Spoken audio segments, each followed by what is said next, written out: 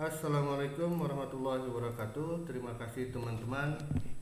Hari ini kita akan lanjut perkuliahan kita tentang ketahanan pangan dengan tema adalah diversifikasi pangan ya.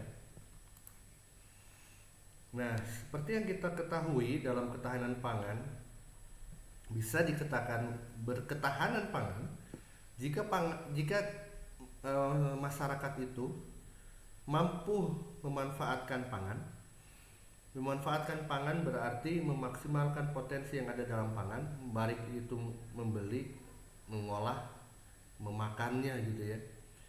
Terus pangan juga ada stabilitas, ketersediaan sepanjang tahun atau pada musim-musim tertentu ada substitusinya, dan juga akses terhadap pangan, kemampuan membeli, kemampuan memperoleh. Akses di sini tidak hanya sebatas ekonomi juga, tapi pada dasarnya adalah mampu memperoleh, mencapai gitu ya. Nah, yang terakhir adalah ketersediaan. Ini adalah konsep ketahanan pangan. Dalam upaya pemantapan ketahanan pangan ini mensyaratkan beberapa kondisi tersebut ya secara simultan. Dan pendekatannya harus holistik agar keempat dimensi yang tercakup dalam sistem ketahanan pangan dapat tertangani atau dapat terpenuhi secara simultan. Yang kedua itu adalah penguatan pilar ketahanan pangan berbasis sumber daya lokal. Nah, ini yang paling penting ya. Kemarin kita sudah mereview beberapa video dan kalian sudah membuat beberapa paper terkait hal tersebut. Pentingnya basis sumber daya lokal dalam ketahanan pangan. Nah, ini jangan dihilangkan. Jadi ke depan sebetulnya sebaiknya tidak lagi ada semacam berasnisasi atau ya semuanya harus makan nasi, tidak makan nasi kalau belum makan kalau belum makan nasi. Ini mindset yang perlu dihilangkan gitu ya. Nah, yang paling penting kan sebetulnya bukan makan nasinya itu tapi karbohidrat. Sedangkan karbohidrat bisa kita peroleh dari roti, umbi-umbian, mungkin juga pada jagung juga ada gitu ya. Hal-hal seperti itu perlu dikedepankan di masa yang akan datang. Bahkan sekarang juga kalian sebagai mahasiswa yang mengambil mata kuliah ketahanan pangan harus mempraktekannya tuh. Di rumah itu tidak hanya serta-merta makan nasi, tapi juga sesekali mencampur protein dengan karbohidrat lain selain nasi. Misalnya kentang, jagung, umbi-umbian gitu ya, singkong. Nah, itu apalagi singkong banyak terdapat di Indonesia ya. Hal ini supaya apa? Supaya tidak rentan terhadap faktor eksternal. Nah, kayak misalnya sekarang banyak negara-negara yang tergantung hidupnya pada gandum ya.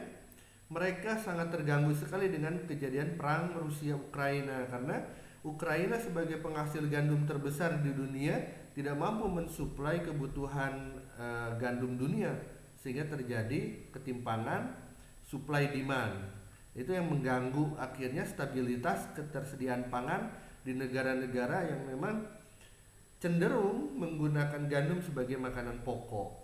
Indonesia juga begitu, dengan adanya El Nino, El Nina, badai gitu ya, musiman seperti itu, kekeringan panjang dan lain sebagainya mengganggu produksi beras.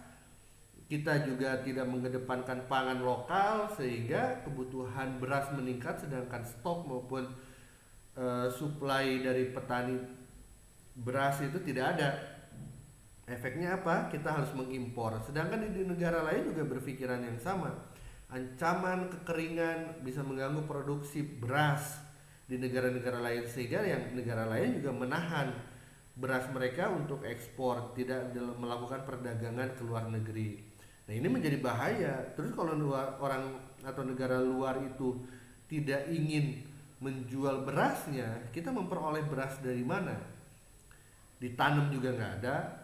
Varietas yang memang tahan dengan kondisi lingkungan yang kering juga kita ada, kayak misalnya beras badu atau padi gogo kayak gitu ya, yang tahan terhadap kekeringan tapi kan tidak ditanam di banyak tempat gitu ya. Nah, ini berbahaya di masa yang akan datang.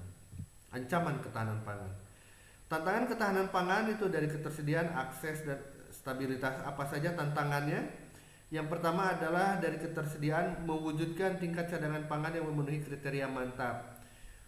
Indonesia itu kalau tidak salah, kalau terjadi bencana dan lain sebagainya yang parah sekali ya, ketersediaan pangannya hanya cukup untuk 1 bulan. Jadi lewat 1 bulan, masyarakat Indonesia akan mengalami inflasi pangan. Harga bahan pokok akan melonjak naik, daya beli juga akan menurun karena saking mahalnya gitu ya. Ini berbahaya. Yang kedua, akses. Yang dimaksud dengan akses di sini adalah yang perlu menjadi tantangan adalah daya beli rendah. Oke, kita bisa datang ke daerah pertanian, kita bisa mengakses secara langsung ke pasar. Pasarnya di mana-mana dekat, di perumahan juga ada. Tapi nggak mampu membeli, berarti akses dari sisi ekonomi menjadi rendah. Yang ketiga adalah stabilitas, di mana ketahanan pangan berada pada status mantap adalah jika rata-rata rasio cadangan terhadap tingkat penggunaan mencapai 20% ke atas, sedangkan saat ini baru 4%. Jadi tidak stabil. Belum stabil pangannya itu, masih fluktuatif. Nah, selain itu tantangan berikutnya adalah pemanfaatan.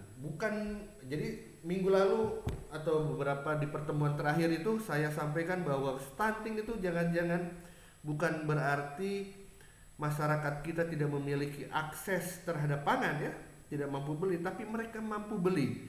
Hanya saja dalam pemanfaatan pangan mereka tidak mengerti.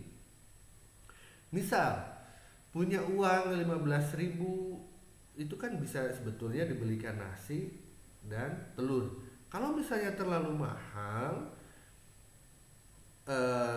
dibelilah misalnya umbi lalu dengan telur atau kombinasi protein lainnya, itu kan bisa sebetulnya ya, tapi karena pemanfaatan pangan di kita itu tidak begitu baik, dalam kategorinya boleh dikatakan rendah, maka pemanfaatannya pun menjadi sulit. Itu tantangan.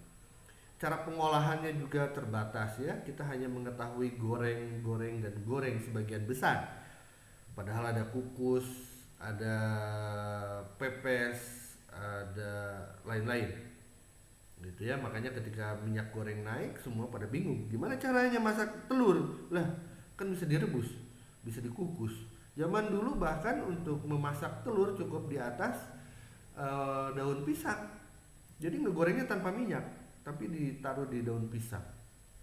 Itu cara lain ya. Pengetahuan seperti itu menjadi penting. Lalu selain hal di atas, tantangan lain yang tidak kalah penting adalah mengubah pola konsumsi pangan yang bukan hanya kondusif untuk mewujudkan sistem ketahanan pangan yang stabil, tapi juga resilient, lentur, mampu beradaptasi. Nah ini yang paling penting. Selanjutnya adalah stimultan ketahanan pangan, yaitu berupa pertumbuhan ekonomi tinggi, sektor pertanian berkembang pesat, jumlah penduduknya ditekan, akselerasi pembangunan SDM. Kalau jumlah penduduk ditekan kayaknya agak sulit ya, karena kita masih berpikiran bahwa banyak anak banyak rezeki. Mau nggak mau, oke kita abaikan, nggak masalah. Tetapi pada poin misalnya pertumbuhan ekonomi tinggi, oke kita udah mencapai itu. Lalu juga ada sektor pertanian berkembang pesat, ini ada kontradiktif ya, di satu sisi kita mengembangkan pertanian, tapi di sisi lain kita mengembangkan industri yang mengorbankan sektor pertanian juga. Kita membangun waduk dengan cara mengorbankan lahan pertanian yang produktif. Kita membangun food estate dengan mengorbankan ketahanan pangan lokal. Kontradiktif sekali kalau menurut saya. Beberapa tulisan kalian juga menyatakan bahwa memang perlu dikedepankan ketahanan pangan lokal. Sudah saatnya menuju ke sana ya. Nah, ini hanya bisa dicapai jika kemudian SDM kita berada pada level yang sangat bagus. Kita mampu memahami bahwa ternyata untuk ketahanan pangan mengkonsumsi nasi adalah untuk diambil karbohidratnya. Maka ketika kita berpikir seperti itu, kita bisa mensubstitusinya dengan yang lain. Seperti itu ya. Ini data BKP tahun 2013, data lama memang, tapi kita lihat polanya. Konsumsi beras pada tahun 50-an itu baru sekitar 53%. Ubi kayu dan jagung masih ada ya untuk dikonsumsi pada tahun itu. lalu kemudian 30 tahun kemudian pergeseran beras ini meningkat menjadi 81%. Ubi kayu dan jagung mulai menurun, dan saat inilah di mana beras, nasi terutama ya menjadi pangan pokok, ditetapkan sebagai pangan pokok. Siapa saja yang tidak makan beras maka bisa dinamakan mereka adalah orang yang tidak mampu, seperti itu. Patokannya beras.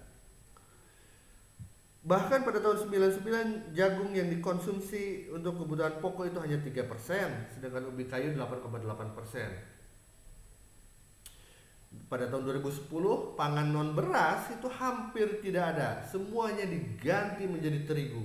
Sedangkan terigu ini berasal dari gandum dan kita tidak satu pun wilayah yang menanam gandum. Bayangkan, konsumsi terigu naik 500% dalam waktu 30 tahun. Ini data tahun 2010. Bayangkan sekarang, nah udah banyak sekali ya. Kita masih banyak. Bisa nggak kita mengganti dengan terigu dengan yang lain? Bisa. Dengan apa? Kita memiliki yang namanya MOCAF, Modified Cassava Flour, terigu atau tepung yang berasal dari singkong, dari ubi kayu. Nah, itu bisa. Bagaimana kondisi ini? Buat saya tentu saja mengkhawatirkan, karena beras menjadi bahan pokok, bahan pangan pokok yang paling mendominasi, sedangkan substitusi lainnya hampir tidak ada. Kita tergantung dengan terigu, sedangkan kita bukan penanam terigu. Tantangan ketahanan pangan bagi negara berkembang. Yang pertama adalah tantangan bersifat jangka pendek. Ini terkait dengan dampak negatif krisis global ya, secara finansial, di mana kalau ekonomi melemah maka pengangguran meningkat dan akan mengakibatkan daya beli masyarakatnya turun. Ini perlu menjadi perhatian. Yang kedua, tantangan yang sifatnya jangka menengah itu adalah terkait dengan perubahan iklim, panas yang berkepanjangan, kemarau berkepanjangan, kalaupun ada hujan jatuhnya malah jadi badai gitu ya. Nah, ini juga berbahaya untuk negara berkembang seperti kita. Bagi Indonesia, diversifikasi produk dan konsumsi berbasis pangan lokal sangat mendesak. Ini harus segera dilakukan. Kalau nggak sekarang, kapan lagi? Kalau bukan kita, siapa lagi? Diversifikasi produk pangan adalah salah satu cara adaptasi yang efektif untuk mengurangi resiko produksi akibat perubahan iklim dan kondisi yang tidak mendukung ya. Pada sisi konsumsi, diversifikasi ini akan memperluas spektrum pilihan. Makin banyak pilihan makanan kita tidak tergantung lagi pada beras. Kita memiliki pilihan banyak. Ubi, singkong, kentang ada di mana-mana di Indonesia. Bahkan sagu juga bisa menjadi konsumsi atau bahan pokok dari negara kita ya. Makanya saya nggak setuju untuk food estate, apalagi dibangun di tanah Papua, di mana sebagian besar yang dikorbankan adalah kebun sagu. Apa itu kemudian diversifikasi pangan? Diversifikasi pangan adalah penganekaragaman, suatu cara untuk mengadakan lebih dari satu jenis barang atau komoditi yang dikonsumsi. Ini kata kuncinya, lebih dari satu jenis barang komoditi yang dikonsumsi. Dalam hal ini tentu saja makanan pokok ya, pengganti. Karena kalau protein banyak substitusinya. Kita nggak suka daging ayam, kita ada sapi, kerbau, ikan, apalagi, dan lain-lain. Kemudian di bidang pangan, diversifikasi memiliki dua makna, yaitu diversifikasi tanaman pangan dan diversifikasi konsumsi pangan. Kedua bentuk ini sebetulnya masih berkaitan ya dengan upaya untuk mencapai ketahanan pangan. Pengertian diversifikasi ini bukan pengertian, tapi diversifikasi pangan ini mencakup pada sebetulnya produksi, ketersediaan dan konsumsi. Jadi ketika produksinya masih mampu beragam, ketersediaannya juga mampu dijaga, dan mendorong konsumsi yang beragam, itu yang akan lebih baik untuk diversifikasi pangan. Mengapa perlu diversifikasi pangan? Ini berdasarkan dari teori Robert Malthus ya, terkait dengan penduduk, di mana nanti populasi akan melonjak tajam, sedangkan sumber daya akan tetap di situ, bahkan akan mengalami penurunan. Hal ini akan menyebabkan ada satu titik di mana jumlah manusia dengan sumber daya itu berhimpit, bahkan populasi menjadi lebih banyak dibanding sumber daya. Kondisi ini akan menyebabkan terjadi rebutan pangan. Bisa saja dalam bentuk misalnya penjajahan secara terselubung dan lain-lain. Apa yang perlu dianeka-ragamkan? Jika merujuk pada tingkat kepentingan, maka makanan pokok diprioritaskan untuk dilakukan diversifikasi. Realitanya dari tahun ke tahun lahan sawah banyak ditinggalkan. Penyebabnya beragam. Petaninya tidak ada, petaninya sudah pada masa usia tua, sawah dijual untuk kepentingan umum, misalnya bendungan, jalan tol, infrastruktur dan lain-lain, sehingga produksi pangan menjadi berkurang. Yang ketiga, tingkat ketergantungan terhadap nasinya tinggi. Udah makan mie aja kita masih bilang bahwa kita belum makan. Udah makan buras aja, lontong sayur misalnya kita belum makan. Karena apa? Belum makan nasi. Dengan produktivitas sawah yang tidak sama karena iklim, perubahan iklim, kesuburan tanah dan kondisi lainnya, ditambah dengan jumlah penduduk yang semakin tinggi di mana penawaran lebih besar daripada permintaan, sehingga beras menjadi sedikit. Pangan kita menjadi berkurang dan pemerintah terpaksa untuk memenuhinya melakukan impor. Makanan pokok dengan mayoritas adalah nasi. Ini akibat dari kebijakan Orde Lama ya, berasnisasi. Bahkan pada era VOC banyak membawa pekerja asal Jawa dikirim ke daerah-daerah lain ya, untuk membuat diversifikasi pangan supaya makanan-makanan setempat itu digantikan dengan beras. Mengapa diversifikasi pangan difokuskan pada pangan lokal bersumber karbohidrat non beras? Satu, untuk mengurangi ketergantungan terhadap beras. Yang kedua, menjamin ketersediaan pangan bagi masyarakat secara mandiri. Yang ketiga, menjamin kecukupan gizi sehingga dapat hidup sehat, aktif dan produktif.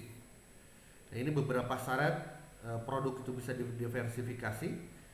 Dia harus familiar ya dengan masyarakat sekitar. Problemnya adalah masyarakat di perkotaan, masyarakat di pedesaan juga tidak begitu familiar terhadap makanan-makanan seperti misalnya singkong, ubi dan teman-temannya ya. Karena udah jarang gitu. Kalaupun ada ubi cilembu gitu kan, itu juga alhamdulillah sudah beredar di mana-mana. Mudah-mudahan ubi yang lain juga banyak. Kentang dari Garut, kentang dari Dieng juga sebetulnya kalau bisa beredar di masyarakat bagus. Lalu kemudian produk tersebut merupakan produk yang banyak ditanam. Nah, ini yang harus tapi sekarang singkong, ubi masih banyak lah ya, masih bisa. Kandungan gizinya juga seperti itu. Harga oke lah, harus terjangkau ya, jangan sampai ada pergantian pangan pokok tapi harganya lebih tinggi. Nggak mungkin bisa berhasil. Dan yang terakhir tentu saja kemudahan bercocok tanam. Jangan sampai terkonsentrasi di satu wilayah yang menyebabkan wilayah lain menjadi ketergantungan. Nah, ini akan berbahaya juga ya. Jenis tanaman pangan untuk diversifikasi ini contohnya ya, dari umbi-umbian ada ubi jalar, ubi kayu, talas, kimpul, ubi Garut dan ganyong. Nah, ini zaman dulu di daerah Jawa Barat itu makanan pokok ini, dimakan untuk sarapan biasanya ya. Seperti ini biasa dikukus, bukan dikukus, ditimbun di dalam abu panas sambil masak gitu ya. Nah, beberapa umbi memang perlu penanganan lebih lanjut ya, karena ada mengandung kandungan yang berbahaya. Serealia, jagung, cantel atau sorghum. Nah, sorghum ini sudah mulai berkembang banyak, sudah mulai dibudidayakan di mana-mana dan memang menjadi pengganti nasi ini sorghum. Padi-padian seperti padi huma ini harus segera dibudidayakan kembali, harus segera disebar di mana-mana supaya ketika musim kekeringan suplai beras tetap ada di mana-mana. Rimpangnya berupa apa? Ganyong maupun Garut. Nah, ini sumber karbohidrat. Dalam melakukan diversifikasi pangan perlu memperhatikan faktor penerimaan masyarakat juga ya terhadap produk yang akan dikembangkan. Jangan sampai kemudian kita buat tapi tidak diinginkan. Makanya beberapa teknologi itu diperlukan. Misalnya membuat tiwul instan, mie sagu, beras sorghum, karena menuntut kebiasaan masyarakat gitu ya. Jangan sampai pengganti nasi, pengganti beras malah menyulitkan. Kayak gitu. Nah, ini contohnya juga ya, ada hanjeli. Hanjeli ini bisa dibuat nasi ya. Ini 10 pangan lebih sehat dari nasi, lebih sehat karena gulanya rendah. Talas, sagu, sukun, breadfruit ya, roti buah roti. Ini sangat digemari juga oleh masyarakat luar negeri ini. Mereka sangat senang memakan ini ya. Ada gembili, ubi jalar. Mungkin di antara kalian merasa sangat asing sekali gitu kan dengan makanan-makanan seperti ini. Tugasnya adalah saya perintah loh ya, untuk mencoba mengkonsumsi makanan-makanan ini. Kenalkan kepada keluarga gitu ya, pada adik-adiknya, pada orang tuanya. Syukur-syukur kalau orang tuanya juga familiar dengan makanan ini. Kenalkan, ini lo ganyong, ini lo cara masaknya, ini lo makannya, enak kan? Nah gitu ya. Nah, saya tunggu laporannya minggu depan. Perbandingan pangan lokal dengan nasi ini, 3 buah jagung. 1 porsi nasi itu sama dengan 3 buah jagung. Kalau pengen kenyangnya sama gitu ya. Tapi tetap aja kalau kita biasa makan nasi, tetap nasi itu lebih mengenyangkan gitu ya.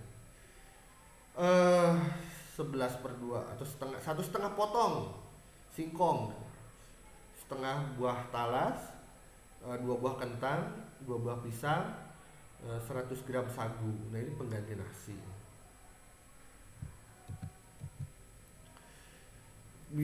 Keberhasilan diversifikasi pangan apabila mampu memenuhi setidaknya 4 aspek ya. Yang pertama adalah aspek konsumsi, yang kedua aspek pengembangan bisnis pangan. Nah ini rantai pasoknya juga hidup. Lalu kemudian aspek produksi, mendorong pengembangan berbagai ragam produksi pangan di berbagai wilayah, mulai dari yang terluar maupun yang ada di perkotaan gitu ya, mulai dari yang di rumah tangga sampai ke tingkat perusahaan. Aspek kemandirian pangan ini yang dimaksudkan dengan kemandirian pangan di sini adalah dapat mengurangi ketergantungan nasional terhadap pangan impor.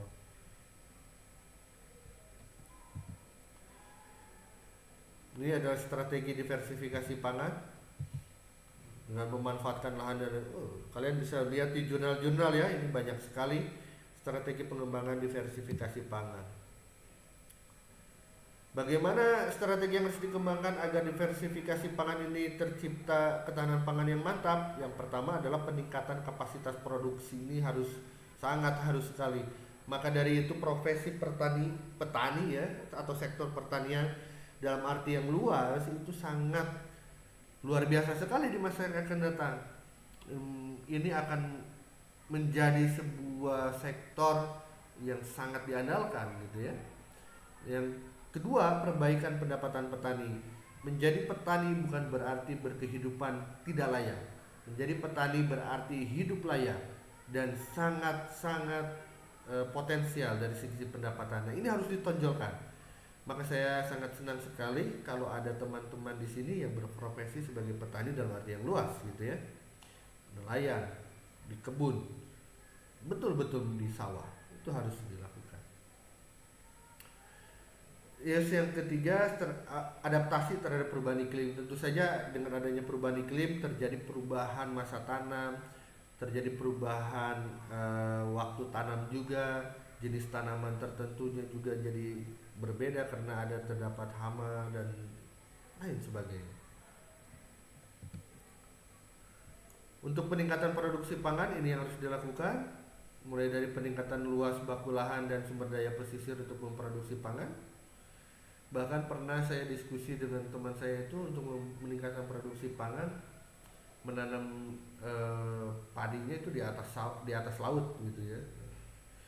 Perbaikan distribusi spasial sumber daya lahan, peningkatan produktivitas air dan pangan, peningkatan unit-unit usaha tani. Nah, ini yang perlu diperhatikan ya. Seperti itu dari saya.